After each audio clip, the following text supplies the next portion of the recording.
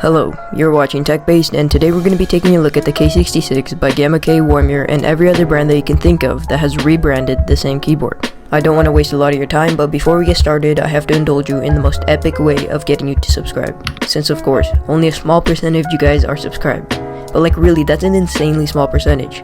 I'm not going to complain about 20% like Hippia does every video, but 5% guys, come on now.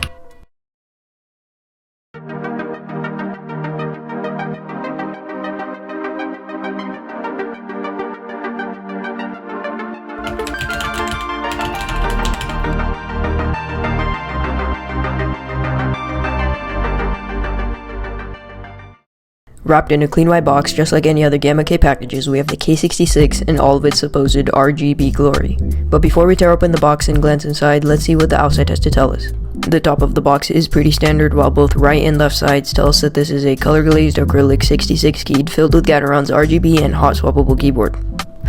Now that was a mouthful. To no surprise, the front of the box is also pretty simple, but luckily they do tell us which switches the keyboard comes with, since I thought I got Gateron Browns, and I know not to do that because Mr. Glarses would be really mad. Alright, let's open up this boring box and see if my gamer eyes can handle the brightest keyboard in the world, I think.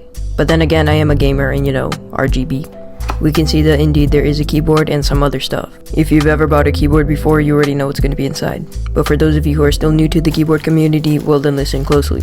You should get a user manual, switch puller, cable, and depending on how your manufacturer is feeling, you might get a brush. Just maybe. Also, you are supposed to get a keycap puller, but I lost mine and yeah, I lost it. Awesome, so now that you're pretty much like a keyboard pro, we can continue.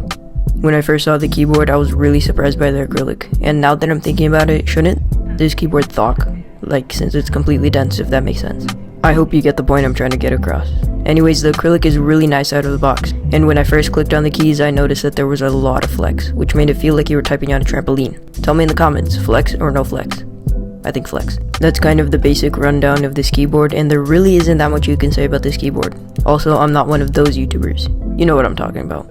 So before we move on, I'm gonna give you another basic rundown. Alright, so as mentioned before, it's acrylic and hot swappable. I got the Gateron black switches and the USB port is on the right side. Also, the RGB is really bright. Here's a quick sound test before the upcoming mods, and by the way, I strongly urge you to grab some headphones that don't work, or turn your volume all the way down because it just sounds, will you be the judge?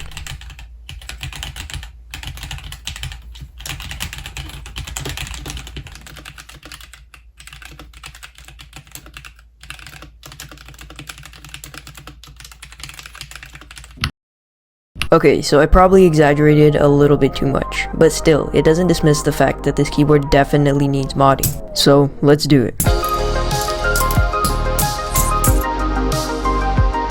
The first step I need to take is reveal the switches beneath the 66 keycaps that are on this keyboard. This is a pretty easy process, and it's actually pretty fun. Chances you've probably already done this before, so it's nothing that new. After you've done that, you can see how the keyboard looks like without any of the keycaps. It's actually a pretty simple design. It's just 3 stacked acrylic sheets that are pretty flexible and have room to fit a PCB that houses all of the switches. Speaking of switches, I then removed the Gateron blacks, making room for the brand new switches. You might be wondering what these switches are, and I'm gonna tell you. They're the Akko Lavender Purple switches. I really wanted to try out some tactile switches, and Akko was kind enough to send these out to me. I'll make sure to do Akko the honors of making a dedicated video, but for now, this is what you got. And Akko, if you're watching this, let's ignore the fact that you sent me these switches about 5 months ago.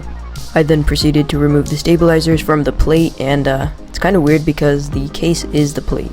Anyways, using GPL 205, I looped the wire and the stems themselves. Also, I can't forget, I clipped the stabilizers as well, which makes them sound a lot better.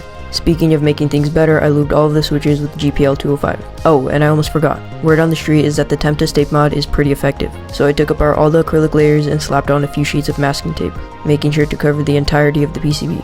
That's pretty much it other than my failed attempt at the Holy mod, but that doesn't matter. Thanks for watching TechBased, and I hope you enjoy some budget clack.